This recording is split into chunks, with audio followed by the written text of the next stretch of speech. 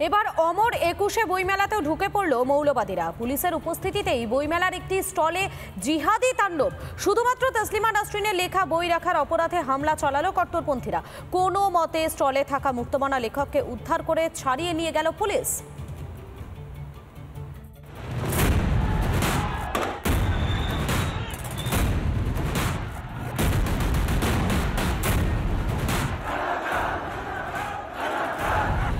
পদ্মপাড়ায় বাঙালিয়ানার ছিটে ফোটাও আর বেঁচে নেই। স্কুল, কলেজ, বিশ্ববিদ্যালয় তো আগেই গেছিল।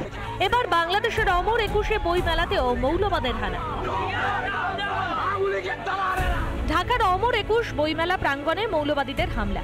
সব্যসাচী প্রকাশনী স্টলে বিক্রি হচ্ছিল তসলিমা নাসরিনের বই। তসলিমার চুম্বন বই বিক্রিতে আপত্তি কট্টরপন্থীদের। সব্যসাচী প্রকাশনী স্টলে চড়াও হয় জিহাদিরা। শতাব্দী ভব নামে এক লেখক প্রতিবাদ জানালে খেপে যায় ধর্মান্ধরা। লাগাতার চলে কটূক্তি। শেষে মারধরের শিকার হন ওই লেখক। শেষে পুলিশ এসে কোনো মতে ওই লেখককে সেখান থেকে উদ্ধার করে নিয়ে যায়। কিন্তু তার আগে বাধ্য হয়ে মৌলবাদীদের কাছে ক্ষমাও চাইতে হয় ওই লেখককে। শতাব্দী ও দীর্ঘদিন ধরে কাজ করছে এবং আপনারা জানেন যে শাহবাগ আন্দোলন যে হয়েছিল, সেই শাহবাগ আন্দোলনে একজন অন্যতম নেতৃত্ব ছিল। ওর অপরাধ ও মুক্তিযুদ্ধের সপক্ষে কথা বলে, মুক্ত চিন্তার কথা বলে। বাংলাদেশে ধর্মান্ধ ও উগ্র মৌলবাদীদের দৌরাত্ম্য আগেও ছিল, কিন্তু তারপরও মুক্তমনা ও বিতর্কিত লেখক লেখিকাদের বই ঢালাও বিক্রি হয়েছে অমর ২১ বইমেলায়। কোনোদিনও মৌলবাদীদের সাহস হয়নি বইমেলায় হামলা চালানো।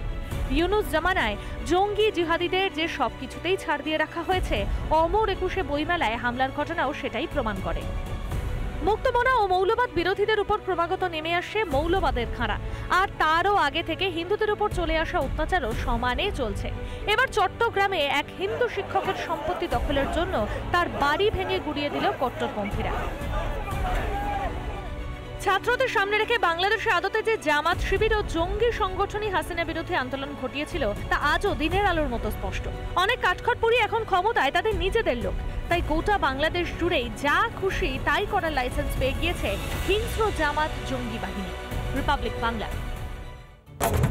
বাংলাদেশের সাম্প্রতিক বিশৃঙ্খলাকে হাতিয়ার করে ইউনুসের ওপর চাপ বাড়ানো শুরু করলো বিএনপি। যাবতীয় তাণ্ডবের দায় ইউনুসের ঘাড়ে চাপিয়ে ভোট করানোর জন্য ইউনুসকে আলটিমেটাম দিলেন বিএনপির মহাসচিব মির্জা ফখরুল। চাপের মুখে বাধ্য হয়ে ডিসেম্বরের মধ্যে নির্বাচন করানোর প্রতিশ্রুতি দিতে হয়েছে ইউনুসকে। কিন্তু এই নির্বাচন যদি হয় তাতে যে হাসিনা এবং তার দল আওয়ামী লীগকে অংশ নিতে দেওয়া হবে না সেটা কার্যত স্পষ্ট। তাই অবৈধ অন্তর্বর্তী সরকারের ভোটের বৈধতা কতটুকু তা নিয়ে এখন থেকেই উঠছে প্রশ্ন।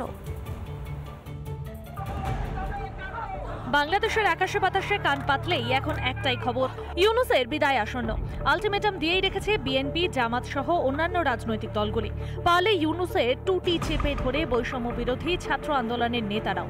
ক্ষমতার স্বাদ পেতে রক্তলোলুপ নেকড়ের মতো খাপটি মেরে বসে আছে সবাই।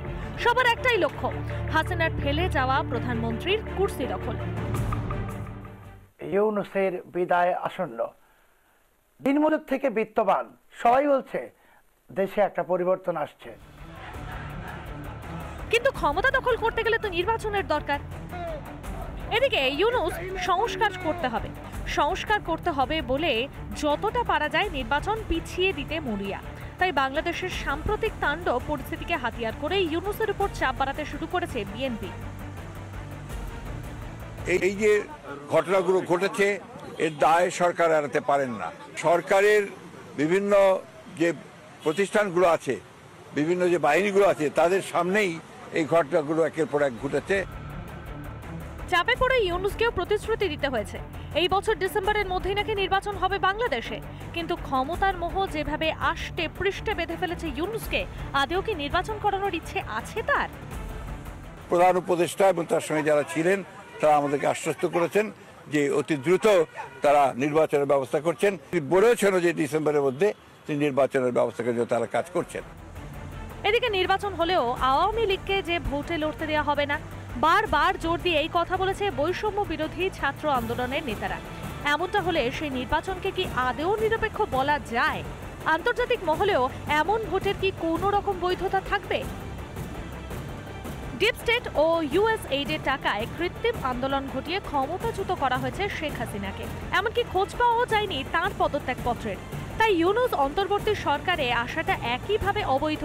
আর অন্তর্বর্তী সরকারের যেখানে কোনো বৈধতাই নেই, সেখানে তাদের তত্ত্বাবধানে হওয়া ভোটেরও কি কোনো মানে দাঁড়ায়? রিপাবলিক বাংলা। নানা ধরনের কন্টেন্ট দেখার জন্য লাইক করুন, শেয়ার করুন আমাদের ফেসবুক পেজ, সাবস্ক্রাইব করুন আমাদের ইউটিউব চ্যানেল। পাশাপাশি অন্যান্য ব্রেকিং নিউজের জন্য অবশ্যই চোখ রাখুন রিপাবলিক বাংলায়।